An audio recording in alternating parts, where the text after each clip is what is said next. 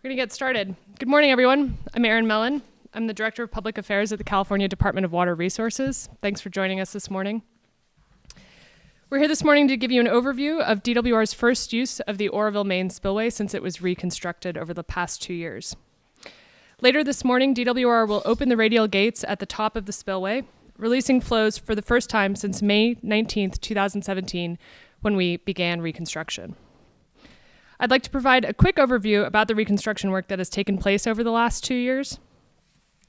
Over the course of 2 construction seasons in 2017 and 2018, DWR rebuilt the main spillway to full functionality. The main spillway has been ready to release flows to manage lake levels since November 1st, 2018, after completion of all concrete placement.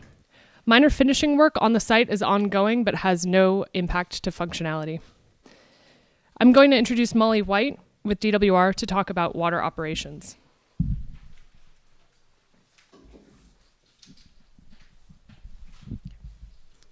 Thank you, Erin. Good morning, everyone. My name is Molly White. I'm Chief of Water Operations for the State Water Project, and I'll be giving you all an overview of our operations. Would you mind just going into the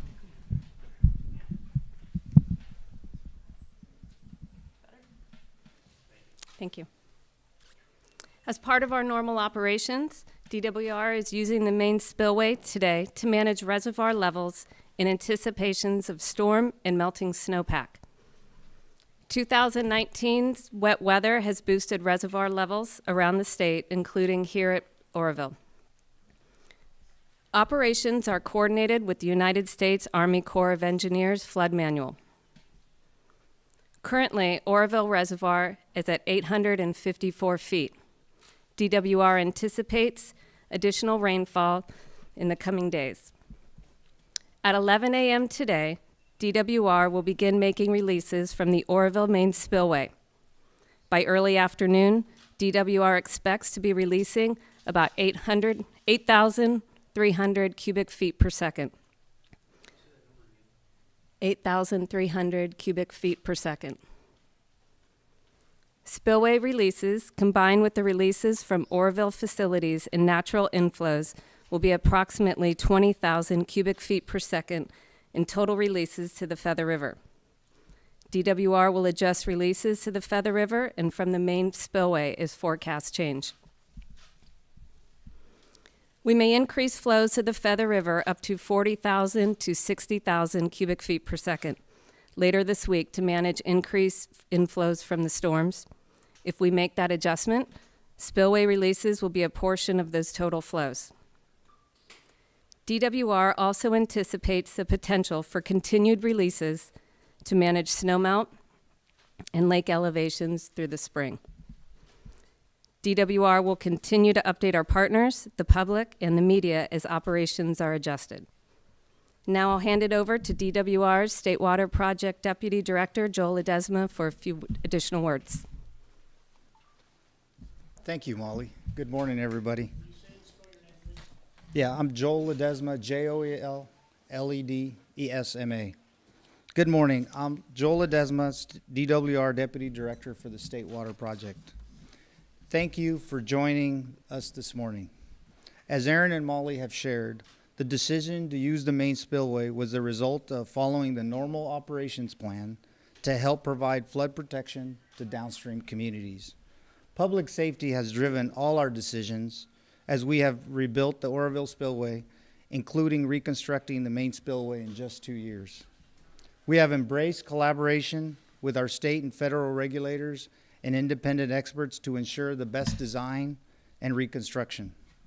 We rebuilt the Oroville Spillways using the best available technology and with modern designs, but we're not stopping there. We're looking at all our DWR-owned dams and flood control facilities and are continuing to invest and modernizing our infrastructure. We want to thank our state and federal partners for their assistance, and I would like to acknowledge our construction partner, Kiewit, Jeff Peterson, who served as the executive director, project director, and is here today with us. Thank you, Jeff. Most importantly, we want to thank the city of Oroville, Butte County, and all the surrounding and downstream communities for their continued patience. We are committed to continuing communication and partnership with the local communities. And now I'll pass it back to Aaron. Thanks, Joel. So we're going to take a couple of questions right now. I'm going to repeat your question for we're Facebook Living this for the viewers online. And then I want to make sure that we have enough time. Like Molly said, we're going to start spilling at 11. So I want to make sure you guys have enough time to get down to Oro Dam Boulevard East to review. And actually, before we take questions, I'm going to give you a couple of other updates. Like I said, Oro Dam Boulevard East is open both to media and the public. We recommend people do drive slowly, especially since it's raining. Assuming spillway releases do not exceed 30,000 cubic feet per second, that road will remain open to the public. If releases from the main spillway exceed 30,000 cubic feet per second, we will restrict access to only credentialed media. Live stream cameras provided by state parks are being streamed right now on Parks website, and they will be showing today's spill.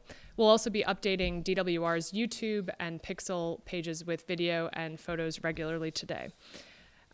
Like I said, we'll take a couple of questions now. We'll also be available after the fact. Sorry, we're actually going to start over here. What is the target for the reservoir? Why the releases now? Where do you hope to keep it in anticipation of the flows that are coming in? Kind of give us a glimpse into the operations manual. So the question was, what target lake levels does DWR have going into the spring and summer? And I'm going to pass it to Molly White with operations. This is part of our normal operations to manage the reservoir, and right now we are releasing water to make room for that snowpack and inflows for rainfall on the horizon. And we receive forecasts daily from the National Weather Service and flood management to mitigate and moderate our elevation increases as we go through the spring and summer. Can you tell us what the numbers are? Or? At this point, it's difficult to say exactly what the numbers are without knowing where we are with the forecasts and so forth. Dale? So what's your level of confidence this morning that this big project is going to go off and everyone's going to be fine? So the question is, what is DWR's confidence level with the use of the spillway? And I'm going to hand it over to Joel Ledesma. Great question. We're prepared. We've spent the last 2 years restoring full functionality of the spillway. We've had, industry experts designing and helping us construct. We've had our regulators as oversight, the federal government and the state. So we expect it to run, as designed, and we're prepared. You mentioned Thanks, Joel. I'm going to go over here. Sorry, KRCR? Yes. What is the one area of concern that engineers will be keeping a close eye on as the water is released? Is there a specific area that you need to keep an eye on to be sure things are running properly?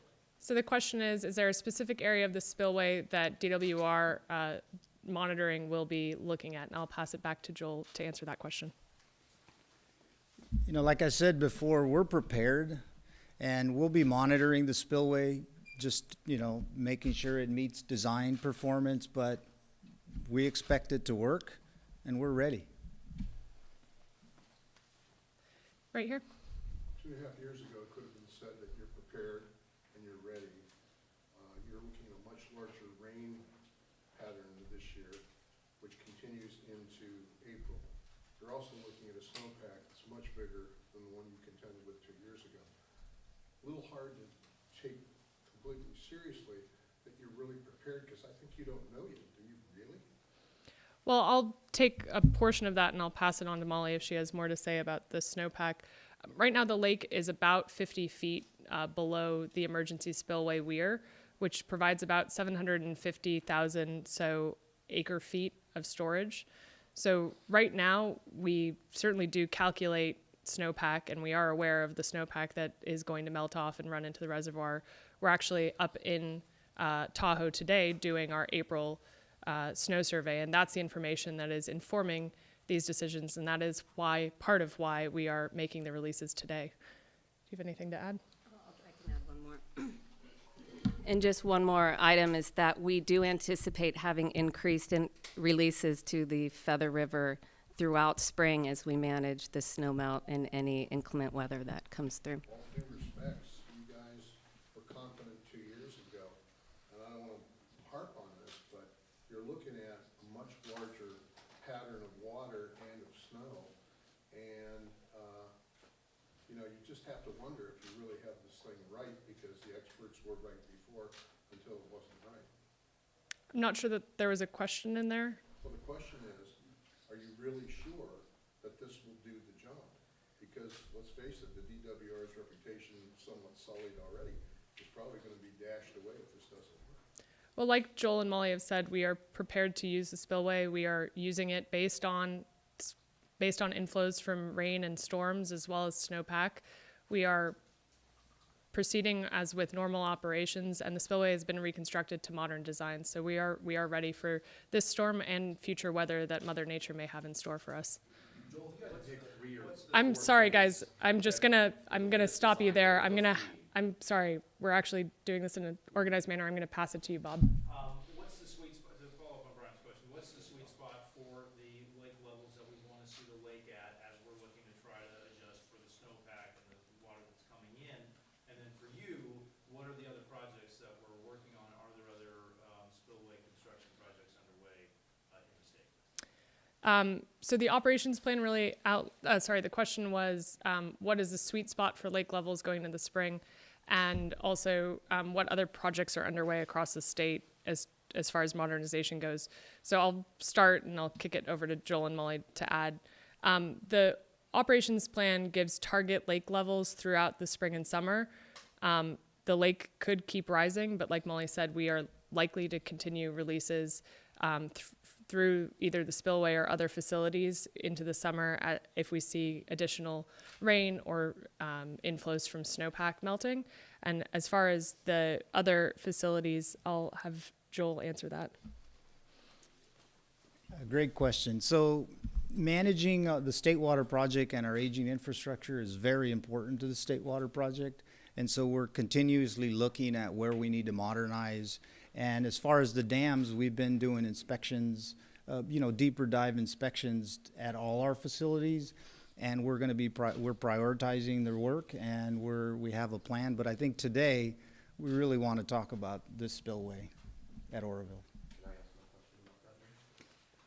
Yeah, sure. If you had to pick 3 or 5 things that make this spillway different from the previous spillway, that give you that confidence that this is going to work, what are those modern construction designs that have been implemented now, whether it be material, design?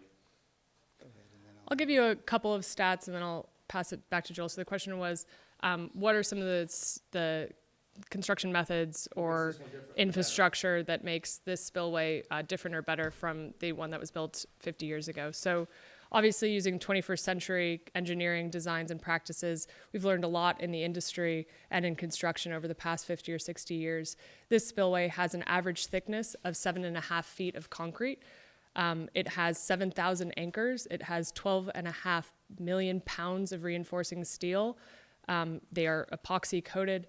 Those are some of the details that are new to this spillway. As far as as far as additional questions as to the design of the spillway, after this press conference, Jeff Peterson with Kiewit, who was the lead our infrastructure partner in construction, will be able to take additional questions, and I'll kick it back to Joel to close that.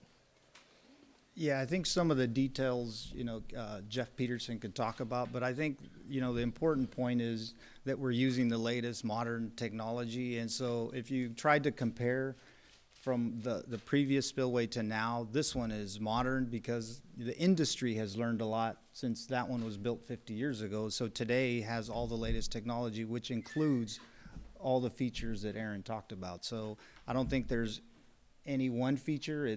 We've learned the industry and the technologies have increased, and they've all been deployed on this spillway.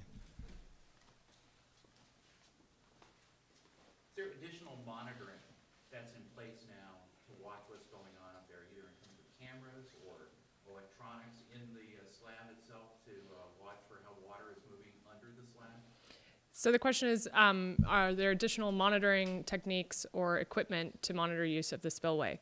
DWR has a robust monitoring program in place. We have 24-hour surveillance and monitoring of the spillway, as well as I believe it's 34 piezometers in the spillway design, measuring pressure, and then and 70 what are called prisms, which measure I should actually movement. I should kick it to the engineer. I'll hand it over to Joel Ledesma. Yeah, I think part of reconstructing the spillway also meant modernizing our monitoring. And so, as Aaron stated, there's roughly 36 piezometers built into the spillway to measure pressure under the spillway. There's about 70 piezometers along the, prisms to monitor movement in the walls of the emergency spillway. And then additional cameras that we've installed that are permanent, so also visible view of the spillway. Yeah, Ryan. Real quick question. Did I hear right, downstream flows are gonna be about 60,000 CFS in the coming weeks? So the question is, at what flows are we expecting the Feather River to be later in the week? Or in the coming weeks? We're anticipating that flows to the Feather River could increase to up to 40 to 60,000 CFS, potentially depending on what forecasts show us. And what's the downstream rating for the levees? It's 150, right? And the follow-up question was, what's the downstream levee rating? And yes, it is about 150 CFS. And that 40 to 60 is all outlets? I'm sorry, one more time? 40 to 60 is all outlets? That's correct. The 40 to 60 is all outflows from Oroville facilities as well as natural inflows from precipitation.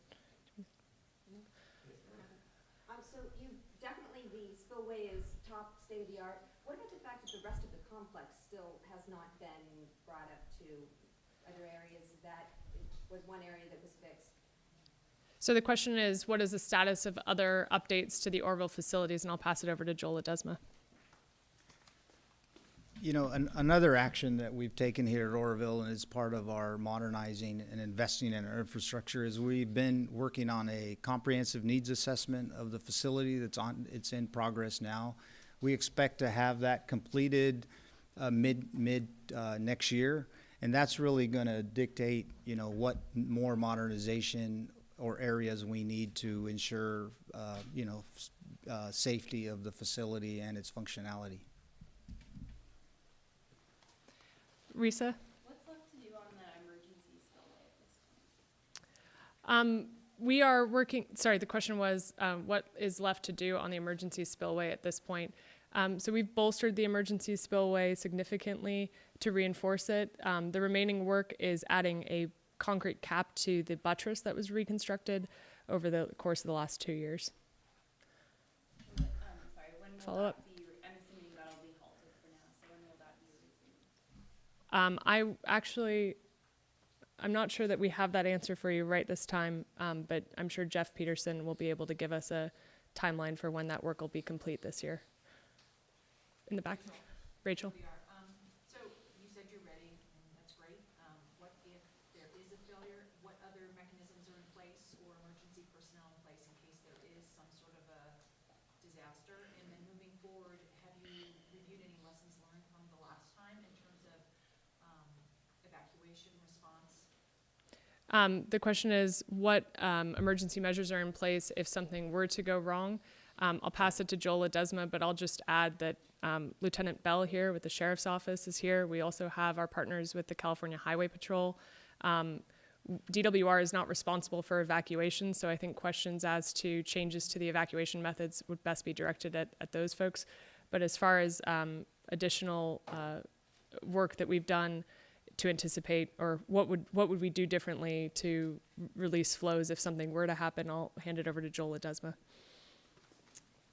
Thank you, and great question. I mean, so the facility runs 24/7, so our staff is prepared to handle, you know, emergencies and other items like that. So, but on staff, we have the design team that was that designed the spillway for any questions. We're monitoring, and we're in communication with all our local partners, which includes the sheriff, the downstream communities. In the event that something would happen, which we don't expect, then we would be following our emergency action plan and taking all the necessary actions to protect the downstream communities and the dam.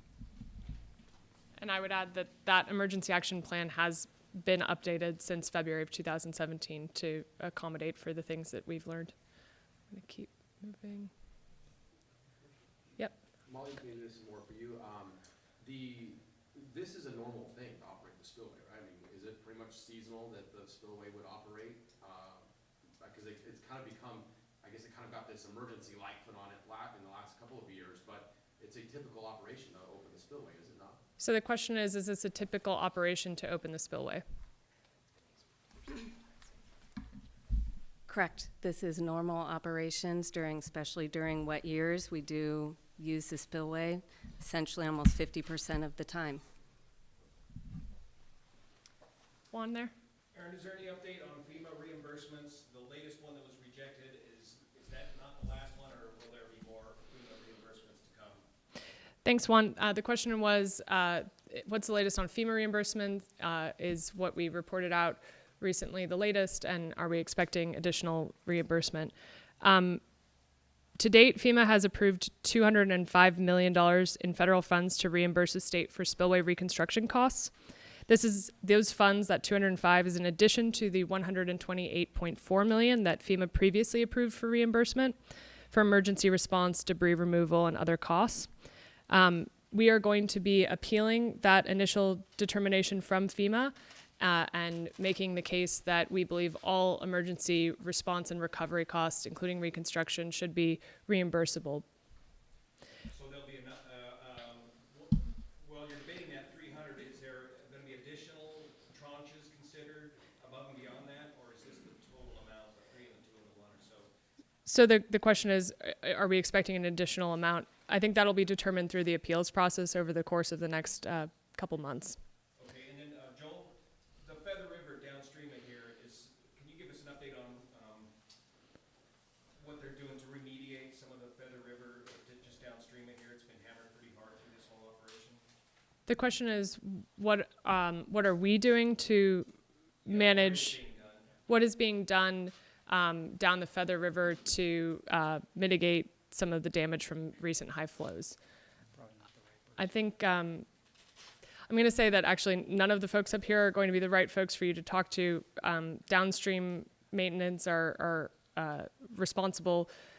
It's the responsible work of the local maintaining agencies and communities, and DWR's kind of not as involved in that work. What's the total cost right now for the project? So Bob's question is, what's the total cost of the reconstruction? Total cost is $1.1 billion for both emergency response and recovery. That number has not been updated since the last time we talked about it, which I believe was in October of 2018. Obviously, work is still underway. That dollar figure does include site rehabilitation for after the construction. But if the number changes, if our estimates change, we will certainly keep you updated. Dale? What's the likelihood that you would have to use an emergency spillway this spring? So, And would it be ready? so the question is, what's the likelihood that we would have to use the emergency spillway this spring, and would it be ready? And I'll hand it to Joel Ledesma. So as we've been talking really about, this is normal operation. The normal operation is to keep using the main spillway to manage reservoirs. Therefore, we don't intend to use the emergency spillway. If there was some extreme weather, then that's what we would be looking at as we're managing the reservoir elevations. And at that point, but the emergency spillway has been reconstructed and is capable of full functionality. And what's Sorry. full functionality? What's full functionality of this? I'll answer this question really quickly. What's full functionality of the emergency spillway? It's been reconstructed to handle flows of 100,000 cubic feet per second, but Joel spoke to the comprehensive needs assessment that DWR has underway, and that will be looking at the full the entire facility and reassessing what total flows we need for long term. Now I'm going to pass it to Risa because I think I skipped her. Can you talk about how the rebuild has taken the forensic report into account? Yeah, the question is, how has the rebuild taken the independent forensic team's report into account? Do you want me to? So we certainly have looked at the independent forensic team's report, as well as many other studies as to what caused the failure of the main spillway in 2017. We've made those adjustments and improvements based on those reports. Much of that was addressed in using 21st century design and reconstruction. So we're confident that this spillway has been redesigned using today's best modern technologies and engineering to accommodate for what led to February 2017. Can you just follow back up a little bit on your description of the emergency spillway and what work has been done and what was not? There was a lot of technical stuff in there that would you mind maybe restating it so we understand what the concrete cap is and its importance, and is there concrete there for water to fall on? Sure. So the question is, what work exactly has been done on the emergency spillway, and can we explain it a little bit more? I will, and then if you have additional questions, I think Jeff Peterson in the back is going to be your best point of contact. So DWR built a splash pad on the hillside of the emergency spillway. It's in a stair-step pattern, which helps dissipate energy as the water moves down it. That splash pad meets a underground cutoff wall that is about 730 feet downhill from the emergency spillway weir. That underground cutoff wall is installed into bedrock at depths of 35 to 65 feet deep. So that will help lead the water down the hillside, dissipate the energy, and then if there is any cutting of the hillside up, it'll stop at that underground cutoff wall. In addition to that, we've bolstered the emergency spillway weir with construction of a buttress, and the cap on that buttress is like a hat is the best way to describe it, which helps again dissipate the power and energy of the water so that as it flows over, it hits that cap, then moves down the buttress, then moves down the stair step down into the Feather River. So not seeing. One last one. What's the main, so you have the main spillway, what's that rated for CFS wise? The question is, what is the CFS of the main spillway? I'll pass it to Joel Ledesma. So the design rating for that is 269,000 CFS, but the operations plan to operate it is at 150,000 to accommodate for the levees downstream. So, and to basically, what you're saying with the emergency spillways, the only way that it could be used, barring some sort of thing that happened like in 2017, we'd have to exceed 250,000 CFS down the main spillway, and then another 100,000 could potentially go over that. It's like a Godzilla storm we're talking about, right? Yeah, I mean, sometimes we refer to it as a Noah's Ark storm, but you know, if we were at those flows, then we would be dealing with extreme weather. And, you know, the operations plan also accounts for extreme weather events like that. Yep. Sorry. Just back to the numbers, just so we can understand. I know in the operations manual, I'm just basing on what I know from Folsom Lake, there's a top of conservancy. We have to keep the lake at, I think it's about 50 or 60% through the flood season. Is there a TOC for Oroville? Are we encroaching in that TOC at this point? You know, again, back to that sweet spot. Where is the So manual say? the question is, what is the top of TOC, top of? Well, clearly Molly is the one who should be answering this, and she knows what it stands for, so I'll pass it over to Molly. Yes, there is a top of conservation. We're operating in accordance with the Army Corps' flood control manual, and as of April 1st, that we're on the rising limb of the flood control diagram. What is it? It varies every day. Every day, that top of conservation gets less and less, and it's dependent upon the basin wetness. Are we encroached in that now? Is that why you're opening the spillway? We're slightly encroached, and we are opening the spillway to manage the encroachment as well as the forecasted rainfall and snowmelt. Let this go. Are you hoping to have the The follow-up question was, are we planning to let the outflow from Oroville facilities match the inflow into the facilities? I'll pass it back to Molly.